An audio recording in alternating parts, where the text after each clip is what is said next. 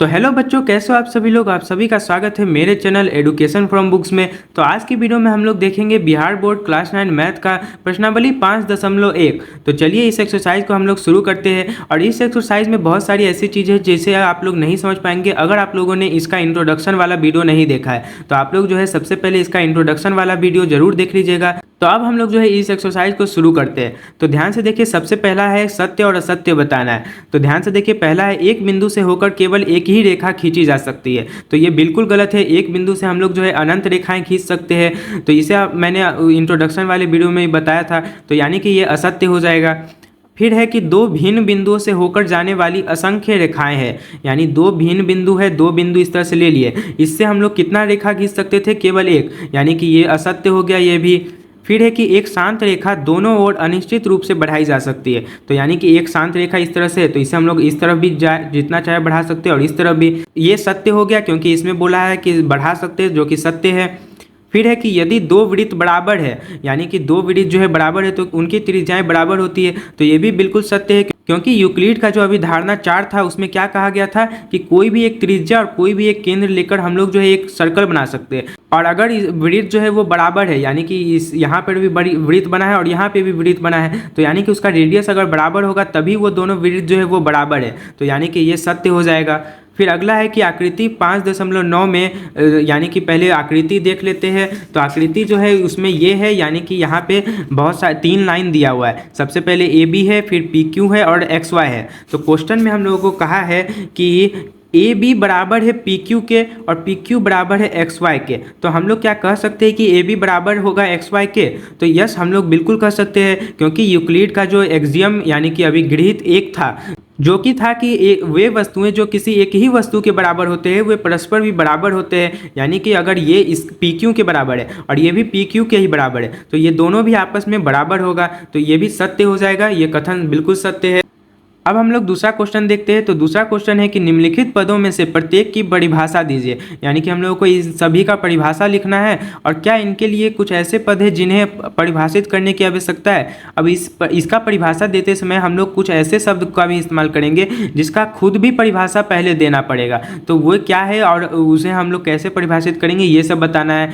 तो ये सब जो क्वेश्चन होता है ये एग्जाम के पॉइंट ऑफ व्यू से ज़्यादा इंपॉर्टेंट नहीं होता है, लेकिन क्योंकि ये हमारे सिलेबस में है तो इसलिए मैं इसे भी करवा रहा हूँ। तो ध्यान से देखिए, सबसे पहले समांतर रेखाएं। तो इसका परिभाषा हम लोग क्या लिख सकते हैं कि दो रेखाएं जिनका कोई भी एक समान बिंदु ना हो जिनमें, यानी कि अगर दो इस तरह से हम लोग रेखा लेते हैं जिसमें कोई भी एक पॉइंट, कोई भी बिंदु जो है वो एक दूसरे में कॉमन नहीं है, यानी एक दूसरे से नहीं मिल रहा है, तो हम लोग कह देंगे कि वो जो है समांतर रेखाएं हैं। अब ध्यान से देखिए, इसमें कोई एक ऐसा शब्द आ गया है जिसको परिभाषित करने का आवश्यकता है कि हम लोग जो बोल रहे हैं कि ये लाइन है, ये लाइन का क्या परिभाषा है ये भी देना पड़ेगा। तो लाइन का परिभाषा यूक्लिड ने क्या दिया था कि a line is a breathless length, यानी कि जिसका चौड़ाई नहीं हो बस लंबाई हो, उसे ही हम लोग लाइन बोलते हैं। और इसमें पॉइंट भी आया है। तो पॉइंट क्या होता है? यानी बिंदु जिसका कोई भी भाग ना हो। तो इस तरह से हम लोग इसका आंसर लिख देंगे। फिर अब लंब रेखाएं क्या होता है? तो लंब रेखा उन दो रेखाओं को बोलते हैं जो एक दूसरे पर लंबवत होती है, यानी कि 90 डिग्री पर खड़ी होती है। तो इसमें भी जो अपरिभाषित शब्द है वो क्या है? रेखा है। तो उसे तो मैंने बता ही दिया है। अब तीसरा परिभाषा हम लोगों को देना है रेखाखंड का। तो यानी कि लाइन सेगमेंट क्या होता है? तो line segment is a part of line, यानी कि एक लाइन जो होता है वो क्या होता है? इस तरह का लाइन होता है और इसी का एक भाग होता है। यानी यहाँ से अगर हम लोग यहाँ तक ले ले तो ये इस लाइन का ही एक भाग है और इसी रेखा का एक भाग होता है जिसका दो निश्चित बिंदु होता है, यानी कि दो निश्चित सिरा होता है। तो उसे हम लोग रेखाखंड बोलते हैं। तो इसमें भी रेखा और बिंदु आ गया है अपरिभाषित शब्द। फिर है वृत्त की त्रिज्या क्या होती है? तो अब वृत्त की त्रिज्या क्या होती है? तो वृत्त से ले जाकर उसके केंद्र तक की दूरी को, यानी कि इस तरह से एक वृत्त है जिसका एक केंद्र होता है, तो इस केंद्र से ले जाके इस वृत्त तक की दूरी को ही हम लोग क्या बोलते हैं? त्रिज्या बोलते हैं। तो इसमें वृत्त का परिभाषा भी नहीं हम लोगों को पता है। फिर ये केंद्र क्या हो गया, इसका भी परिभाषा नहीं पता है। तो इन सब का परिभाषा जो है ये कुछ ऐसी चीज़ें हैं जिनका परिभाषा नहीं होता है, बल्कि हम लोग जो है उसे बस खुद से देख सकते हैं कि एक सर्कल जो होता है उसमें एक सेंटर होता है। अब वर्ग क्या होता है? तो वर्ग जो होता है एक तरह का बहुभुज होता है, यानी पॉलीगॉन होता है जिसका 4 साइड होता है। तो ये हो गया वर्ग का परिभाषा। और या तो हम लोग इसे इस तरह से भी कर सकते हैं कि वर्ग क्या होता है? जिसमें 4 लाइन होता है, तो और जो कि 90 डिग्री का एंगल पर होता है। तो इस तरह से जो लाइन हो गया ये इसमें अपरिभाषित शब्द हो गया। अब हम लोग जो है इसका तीसरा नंबर क्वेश्चन देखते हैं। तो तीसरा नंबर क्वेश्चन है, नीचे दी हुई दो अभिधारणाओं पर विचार कीजिए। तो यहाँ पे दो अभिधारणा दिया हुआ है। अभिधारणा जो है ज्यामिति से जुड़ा हुआ होता है। तो इसमें पहले बोला है कि दो भिन्न बिंदु ए और बी दिए रहने पर एक तीसरा बिंदु सी ऐसा विद्यमान है जो ए और बी के बीच स्थित होता है। यानी कि इसमें यह बोला है कि इसमें सबसे पहले दो भिन्न बिंदु यानी कि ए और बी इस तरह से दिया हुआ है। फिर उसके बाद बोला है कि एक तीसरा बिंदु सी है जो कि ऐसा है जो कि ए और बी के बीच में स्थित है, यानी इन दोनों के बीच में स्थित है। तो बस हम लोगों को इतना बोला है पहला अभिधारणा में। फिर दूसरा अभिधारणा बोला है कि यहाँ कम से कम ऐसे तीन बिंदु विद्यमान हैं कि वे एक रेखा पर स्थित नहीं है। यानी कि अगर हम लोग जो है इस तरह से एक लाइन लेते हैं तो इस लाइन पर जो है तीन ऐसे बिंदु विद्यमान हैं जो इस रेखा पर स्थित नहीं है। तो हम लोग जो है कोई भी अलग से कितना भी बिंदु ले सकते हैं जो कि इस पर विद्यमान ना हो, यानी इस पर स्थित ना हो। यानी कि ये दो अभिधारणा जो है बिल्कुल सही है। और अब इसमें बोला है कि क्या इन अभिधारणाओं में कोई अपरिभाषित शब्द है। तो हाँ, इसमें अपरिभाषित शब्द सबसे पहले तो बिंदु है और उसके बाद फिर इसमें एक यहाँ पे रेखा आया है। तो ये बिंदु और रेखा अपरिभाषित शब्द है जिसका परिभाषा जो है यूक्लिड ने कैसे दिया था वो मैंने आप लोगों को बता दिया है। फिर उसके बाद बोला है कि क्या ये अभिधारणाएं अंतर्विरोधी है, यानी कि ये दो अभिधारणाएं जो है ये एक दूसरे को गलत ठहराती है। तो नहीं, ऐसा बिल्कुल नहीं है। यानी कि ये जो अभिधारणा है ये भी बिल्कुल सही है और ये अभिधारणा जो ये भी बिल्कुल सही है कि अगर ए और बी जो है वो दो बिंदु है तो उसके बीच में हम लोग जो है एक बिंदु ले सकते हैं। और दूसरा अभिधारणा है कि एक लाइन है जिस पर ढेर सारे बिंदु है, यानी और उस पर हम लोग कोई ऐसा भी बिंदु ले सकते हैं जो उस लाइन पर नहीं स्थित हो। तो ये दोनों अभिधारणाएं बिल्कुल भी अंतर्विरोधी नहीं है। फिर उसके बाद है कि क्या ये यूक्लिड की अभिधारणाओं से प्राप्त होती है। अब ध्यान से देखिए, यूक्लिड का कोई भी ऐसा अभिधारणा नहीं था इन दोनों में से, तो यानी कि ये यूक्लिड की अभिधारणाओं से प्राप्त नहीं होती है। लेकिन अगर आप लोगों को याद हो तो अभिधारणा एक जो था यूक्लिड का, उसी में से हम लोगों ने एक एक्सियम 5.1 निकाला था। तो इस एक्सियम यानी कि अभिगृहित के अनुसार जो है ये कहा गया था कि जो दो बिंदु होता है उससे केवल एक ही रेखा इस तरह से गुजारी जा सकती है। तो ये जो है ये भी कुछ इसी तरह का बात किया जा रहा है कि दो भिन्न बिंदु है ए और बी और तीसरा बिंदु सी विद्यमान है बीच में। तो यानी कि ये भी इससे मिलता जुलता ही था। तो यानी कि ये जो है ये यूक्लिड की अभिधारणाओं से तो प्राप्त नहीं होता है, लेकिन यूक्लिड की अभिधारणा से जो एक एक्सियम 5.1 निकला था उससे ये जरूर प्राप्त होता है। तो अब हम लोग क्वेश्चन नंबर 4 देखते हैं। तो क्वेश्चन नंबर 4 है कि यदि दो बिंदुओं ए और बी के बीच एक बिंदु सी ऐसा स्थित है कि ए सी बराबर बी सी है तो सिद्ध कीजिए कि ए सी बराबर हाफ ऑफ ए बी है। एक आकृति खींचकर इसे स्पष्ट करना है। अब ध्यान से देखिए, इस क्वेश्चन में क्या कहा गया है कि दो बिंदु है इस तरह से ए और बी। तो यहाँ पे ए मान लेते हैं, यहाँ पे बी, और फिर बोला है कि इन दोनों के बीच एक बिंदु सी ऐसा स्थित है जिससे कि ये जो ए सी है ये बी सी के बराबर हो जाता है। यानी कि ये सी बिंदु है और ये जो ए सी है ये बी सी के बराबर है। तो हम लोगों को सिद्ध करना है कि ए सी जो है वो हाफ ऑफ ए बी है। अब ध्यान से देखिए, इसे हम लोग कैसे सिद्ध करेंगे। तो इसे सिद्ध करने के लिए हम लोग क्या करेंगे कि सबसे पहले जो दिया हुआ है उसे लिख लेंगे। यानी कि ए सी बराबर बी सी ये हम लोगों को दिया हुआ है। अब इस AC बराबर BC में हम लोग क्या करेंगे कि दोनों तरफ सेम चीज़ को जोड़ देंगे। तो AC इधर भी जोड़ देंगे और BC प्लस AC इधर भी कर देंगे। अब आप लोगों को याद होगा कि अभिगृहित दो जो था उसके अनुसार हम लोग जो है कोई भी बराबर चीज़ अगर दोनों में ही जोड़ते हैं तब ये बराबर ही रहता है। तो यानी कि ये अभी भी बराबर रहेगा। अब ध्यान से देखिए, यहाँ ये AC प्लस AC 2AC आ जाएगा और फिर बराबर में यहाँ BC और AC है। तो ध्यान से देखिए, BC प्लस AC ये दोनों जो है वो A और B के ऊपर रखा हुआ है, यानी कि इसके ठीक संपाती है। तो यानी कि अभिगृहित चार जो था उसमें क्या लिखा हुआ था कि अगर कोई दो चीज़ जो है वो एक दूसरे के संपाती हो तो वो दोनों बराबर होता है। तो यानी कि BC प्लस AC जो है वो AB के संपाती है। तो यानी कि AB भी इसके जगह पे लिख सकते हैं क्योंकि इसके बराबर में AB आ सकता है। तो इस तरह से हम लोगों ने यहाँ तक ले आया।